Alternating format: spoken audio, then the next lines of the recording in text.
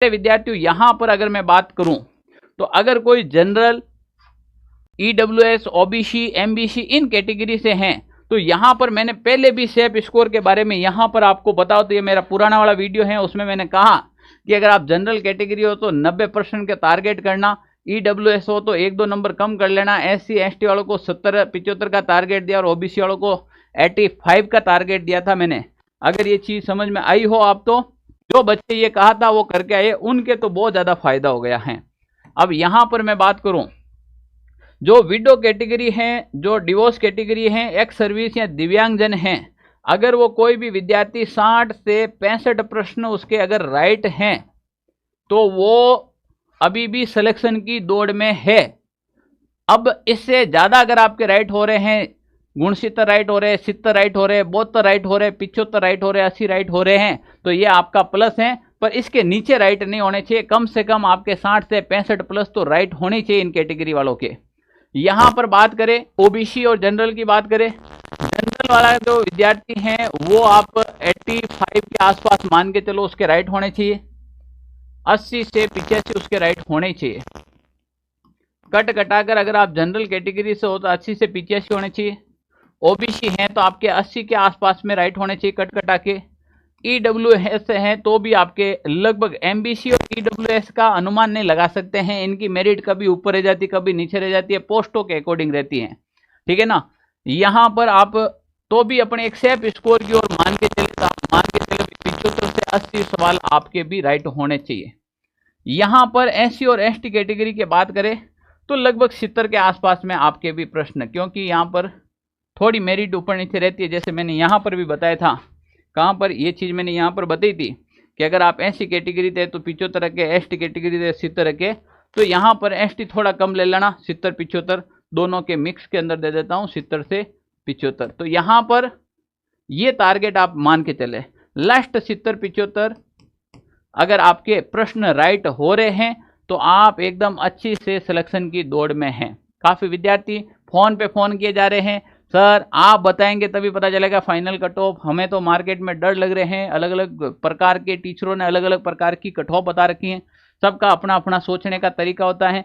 हमने तो जैसे एग्जाम ओरिएंटेड ही सोचते हैं, मॉडल पेपर जाके उठा लो, कितने सवाल पड़े हैं प्रश्न सहित, ऑप्शन सहित, आप शॉर्ट नोट्स उठा लो, जो मैं जयपुर आया था कितने सवाल पड़े आप खुद बता दो कमेंट करके। फिर आप 555 वाली वो क्लास उठा के देख लो कितने सवाल आए हैं अंदर से। यानी भाई साहब सवाल, करंट अफेयर्स की एक क्लास ली आप जाके देखो सवाल कितने पड़े। तो प्यारे विद्यार्थियों, हम तो एग्जाम ओरिएंटेड मेहनत करते हैं। महेंद्र सर ने हिंदी पढ़ी, धुएं निकाल दिए, हिंदी के अंदर एक भी प्रश्न बाहर नहीं जा रहा हिंदी के अंदर। मैंने कह रहा हूं विद्यार्थी खुद मैसेज और कॉल करके कह रहे व्हाट्सएप हैक हो रखा है। जनरल साइंस के अंदर 100% लिए थे, 100% उसी में से मिल रहे हैं। अब आप देख लीजिएगा किस लेवल की तैयारी है।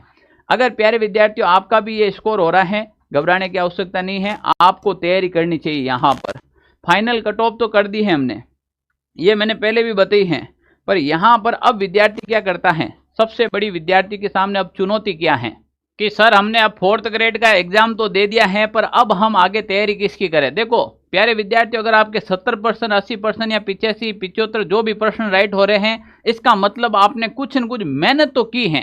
अब आपको जीरो से नहीं पढ़ना है, अब तो आपको उसी पढ़ाई को और अधिक धार देना है। आपके पास में अगर 4th ग्रेड का एग्जाम दे दिया और हर हाल में इस बार जॉब चाहिए, तो अब आपके पास सबसे बढ़िया विकल्प है वो राजस्थान हाई कोर्ट के अंदर जो चतुर्थ श्रेणी के पद आ रखे हैं, लगभग 5,500 प्लस पदों पर ये वैकेंसी है। और इसके अंदर अगर सिलेबस की मैं बात करूं तो इसमें आपके एक तो हिंदी विषय हैं और एक आपके इंग्लिश विषय हैं और एक आपके राजस्थान की कला और संस्कृति हैं। आप सोच लीजिएगा, क्या इसमें एक भी प्रश्न बाहर जाएगा क्या।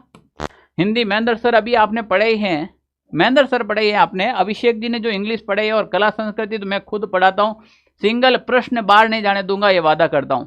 85 नंबर का ये पेपर होगा और 15 नंबर का आपका इंटरव्यू होगा। दिमाग से निकाल देना कि इंटरव्यू के अंदर सारी सेटिंग हो जाएगी, वो हो जाएगी। सरकार तो अलर्ट मोड पे है, जो अभी लगे हुए ना पिछले 5 सालों के सारे डॉक्यूमेंट वेरिफिकेशन हो रहे हैं। सरकार कभी भी, अभी ये सरकार एक्शन मोड में, कभी भी ऐसा काम नहीं होगा, ध्यान रख लेना। मेहनत करने वाला विद्यार्थी इसमें लगेगा। तो जो हाई कोर्ट, जो 4th ग्रेड का एग्जाम दे दिया उसको तुरंत ही हाई कोर्ट में लगना चाहिए। अगर कोई कहता है कि सर नहीं मेरा उसमें स्कोर अच्छा है और मैं क्या करूं, तो तुम भाई सब इंस्पेक्टर की तैयारी कर सकते हो, रीट की तैयारी कर सकते हो, वनपाल वन रक्षक की तैयारी कर सकते हो। कोई विद्यार्थी किसी कारणवश लास्ट टाइम में इसमें फॉर्म फिल नहीं कर पाया हाई कोर्ट के अंदर, तो मेरा निजी सुझाव है आपको सीईटी की तैयारी करनी चाहिए।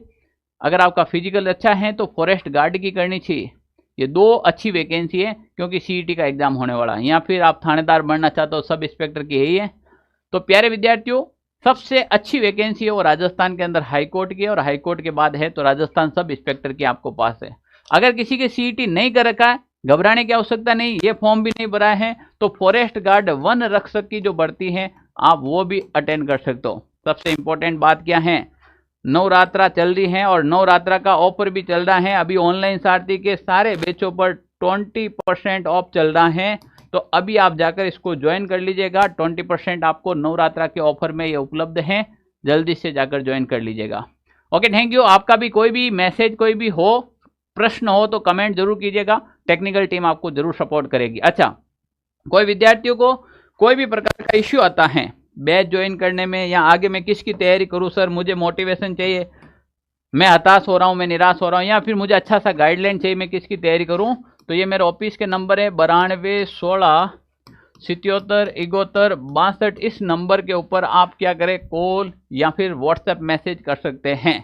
ओके, वरना आपने देख लिया 4th ग्रेड के अंदर तो रिजल्ट अपना जलवा दे के लिया है, अगली वाली वैकेंसी के लिए भी तैयार रहना, बस इतना ही कहना चाहता हूं। ओके, थैंक यू, जय हिंद साथियों।